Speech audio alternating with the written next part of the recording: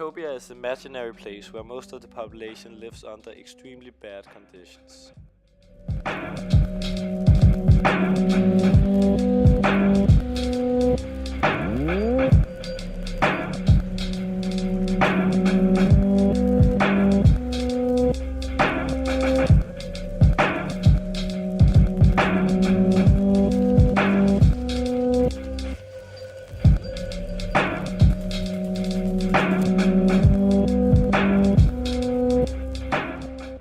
The dystopian stories are often stories about survival. The primary theme is oppression and rebellion. The environment plays an important role in the dystopian depiction. Dystopian stories often take place in cities with lots of surveillance. Citizens are often divided into classes with only a few people at the top.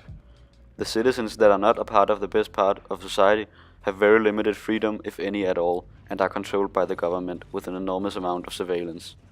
Like we see in the novel Brave New World. The average living conditions is therefore very low.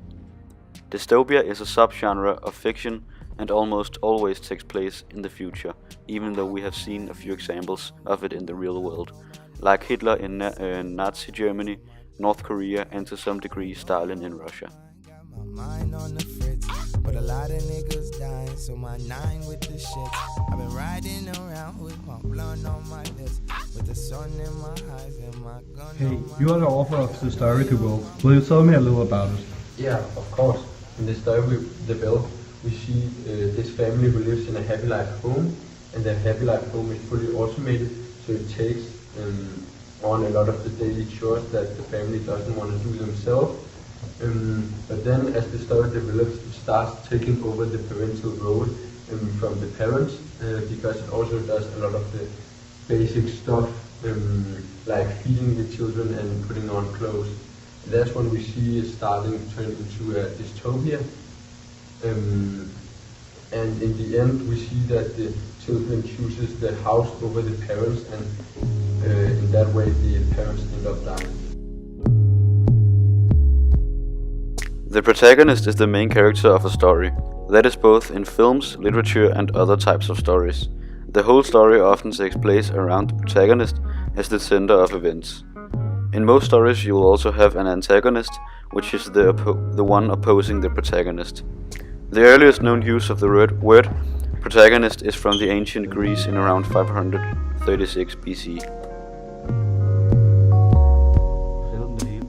An example of a protagonist is in the Hunger Games, where we have Katniss Everdeen as the main protagonist, and the Capitol is then the antagonist because they're opposing Katniss Everdeen.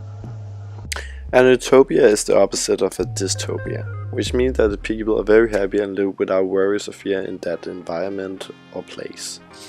The word utopia has its first recorded use in 1516 by Thomas More as a title for his book.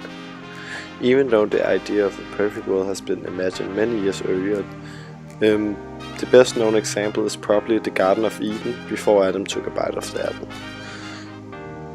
Utopia is pretty subjective term and mean different things to different people. For example, it may mean something different for an atheist than a very religious person.